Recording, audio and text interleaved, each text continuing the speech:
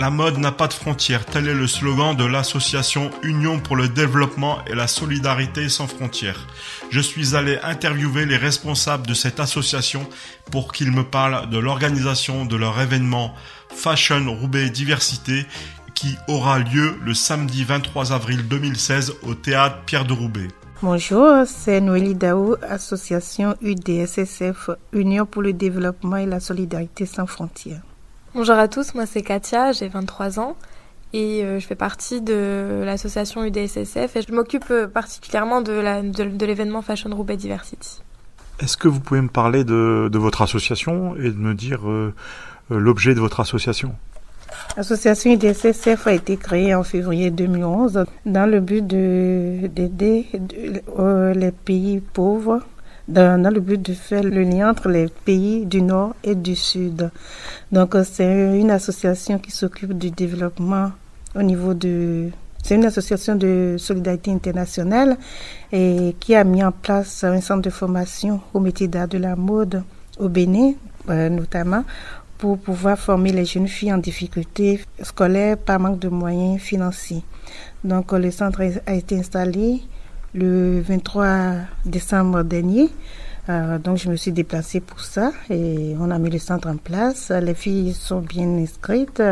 Pourquoi avoir pensé à ce projet ? Parce que je suis bien sûr du Bénin et je suis en France. Et quand je rentre au Bénin, je vois que mes sœurs du pays, elles sont là, elles ne réalisent pas grand-chose. En pleine année scolaire, elles bougent pas, il n'y a pas de formation, il n'y a pas de métier. Elles se livrent à elles-mêmes. Je dis non. Pourquoi moi je suis ici et puis j'ai un métier et quand même il faut que j'apporte ma petite contribution à mes sœurs pour les aider à se faire former et à être financièrement autonomes. Donc d'où l'idée de la mise en place de ce projet. Comment vous avez obtenu les moyens pour réaliser ce projet ? Oui, ça nous a pris beaucoup de temps pour déjà la réalisation du projet. Par contre, on a fait appel aux financiers européens parce que c'est une association qui est de solidarité internationale, bien sûr. Donc, on a fait appel au projet PRAOSIM, à savoir via le ministère des Affaires étrangères et du Développement international et aussi la région. Et la ville de Roubaix, avec qui nous sommes en partenariat. Je suis aussi membre du CRIC, Conseil roubaisien d'interculturalité et de citoyenneté. Et je suis aussi membre du conseiller roubaisien. Donc, je mets tout ça en place pour pouvoir faire partager les relations, les cultures nord-sud. Et sur place, quand vous avez créé ce centre de formation sur place, avec quels partenaires vous avez travaillé ? Avec tous les artisans, le comité des artisans de la ville. Donc, la ville s'appelle Abomey-Calavi. Donc, on a pris le contact avec tous les artisans de la ville d'Abomey-Calavi. Ils nous ont soutenus, et pas financièrement forcément, mais ils nous ont soutenus pour la mise en place de ce projet. Au niveau des institutions locales, comment a été accueillie votre action ? Ça a été très bien accueilli, à savoir je vous parlais tout à l'heure du comité des artisans d'Abomey-Calavi. Donc, ça a été bien accueilli et ils nous ont vraiment félicité pour l'initiative. Ils nous ont dit qu'on n'a pas oublié les leurs en étant ici. Donc, ça va beaucoup aider leurs filles à bien être financièrement autonome, à se prendre en charge et à avoir un boulot à leur propre compte aussi. Voilà. Donc l'idée, c'est qu'elles se forment pour pouvoir créer leur propre entreprise. Oui, c'est qu'elles se forment pour pouvoir créer leur propre entreprise. Donc, non seulement elles vont être formées pour... la chance qu'on a eue, c'est que ce sont des filles qui ont envie de faire ce métier et qui sont à la demande de ce métier. Donc, on les a recrutées parce qu'elles n'ont pas les moyens de se faire former. Donc, à travers le projet, on les forme gratuitement pour l'année. Et à la fin de la formation, elles ont une collection établie à mettre en place.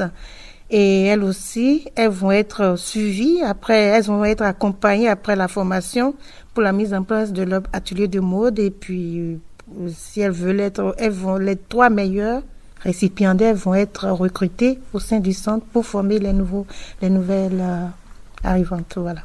Donc là, on va passer au projet que vous allez mettre en œuvre très prochainement. Donc là aussi, je vais vous poser la question à savoir comment cette idée vous est venue. Voilà, c'est une idée.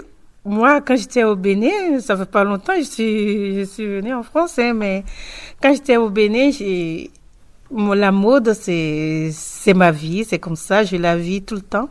Mais je me mettais toujours les tenues françaises. Et quand je suis arrivée en France paradoxalement, je me vois que j'ai oublié ma culture en fait. J'ai dit mais c'est pas possible. Je vois les femmes ici qui s'habillent comme chez eux. Et moi, en étant là-bas, je m'habille comme si j'étais ici.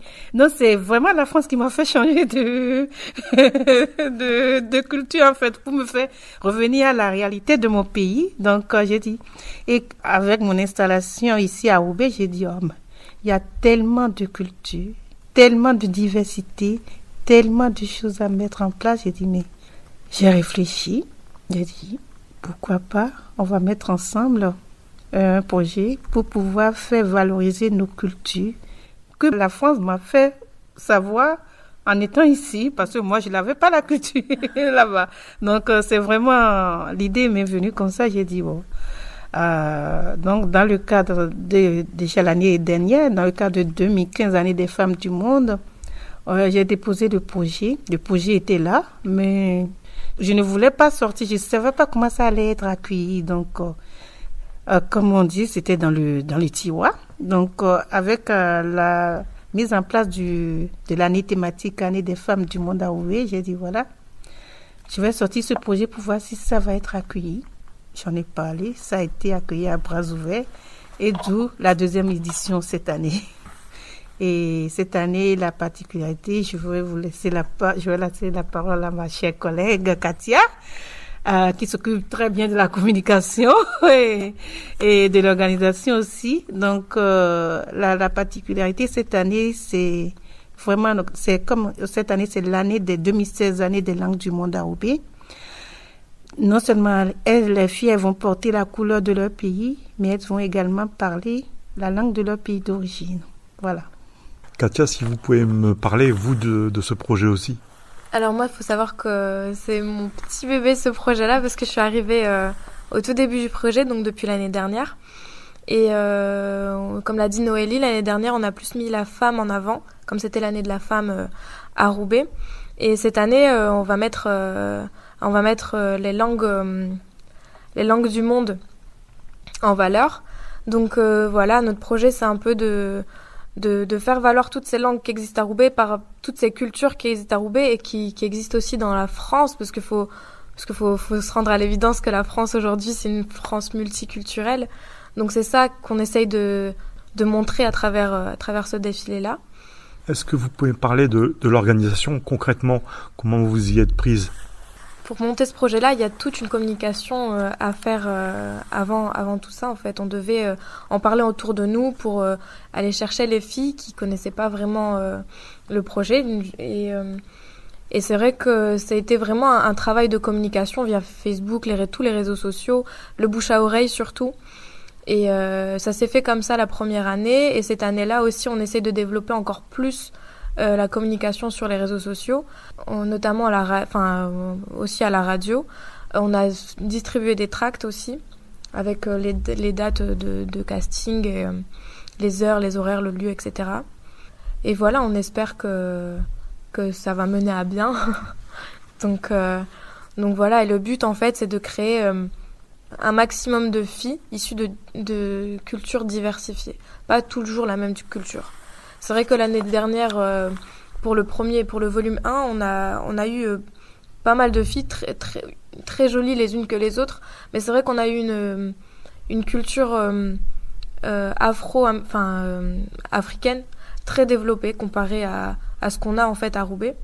Et c'est vrai qu'aujourd'hui, on essaye de créer quelque chose d'équitable en fait. Donc il y aura un quota, si je peux... Oui, dans la représentation. Voilà. Si je peux parler de ça, on aura toutes les cultures représentées. Enfin, c'est ce qu'on essaye de faire en tout cas. Un casting pour sélectionner les filles. Et ensuite, comment ça va se passer ? Donc après ce casting-là, il y aura justement, on va les prendre ou pas. Il y aura un critère aussi qui sera mis, il y a un critère qui est mis en place. Déjà, le premier critère que Noélie a développé tout à l'heure, c'était qu'il faut qu'elle parle la langue d'origine, la langue de leur pays, parce qu'il faudra qu'elle se présente dans cette langue-là, qu'elles se présentent leur nom, leur prénom, et parler aussi de leur culture et des tenues qu'elles vont mettre. On va aussi mettre les tenues en avant, ce qui est le but principal. Et donc voilà, et suite à ça, on va créer... il y aura toute une organisation sur des chorégraphies, sur les mises en place sur les scènes avec les filles. Il faudra forcément qu'elles soient à l'aise en talons pour défiler. Donc voilà. Donc les filles, non seulement elles vont parler dans leur langue maternelle ou leur langue parentale, mais la langue sera traduite pour le public en français. Donc le public saura au moins la diversité de toutes les langues. Il y aura la diversité de toutes ces langues existantes à Roubaix. Et on est aussi en partenariat avec le lycée Jean Rostand qui fait un travail formidable. C'est un grand lycée. Donc les filles, après le casting, elles sont dirigées directement vers le lycée Jean Rostand. Donc le lycée les prend en charge pour le montage.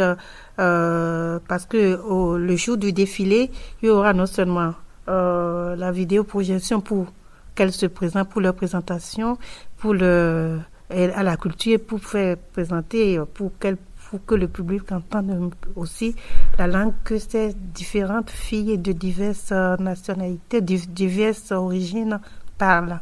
Et elles vont défiler, il y aura aussi d'autres animations interculturelle, à savoir l'animation béninoise. Il y aura une troupe béninoise qui va animer. Il y aura aussi une troupe berbère le ballet berbère qui va animer. Donc, c'est toute une organisation qui est mise en place avec Katia et moi. Voilà. Est-ce que vous pouvez me donner la date, le lieu et l'heure? Ça se passe le samedi 23 avril au théâtre Pierre de Roubaix, à partir de 18h. Et après le défilé, on a une petite soirée. Comme ça fera aussi c'est aussi les 5 ans de l'association, on a prévu une soirée conviviale avec toutes les filles et puis les invités pour pouvoir festoyer ensemble. Voilà. Pour plus d'informations sur l'association Union pour le développement et la solidarité sans frontières, une adresse mail udssf.asso@gmail.com. Réalisation Christian Lazaoui pour Radio Pastel. Une émission proposée dans le cadre des productions coopératives des radios associatives du nord de la France. Une coopération qui a reçu le soutien de la région Nord-Pas-de-Calais.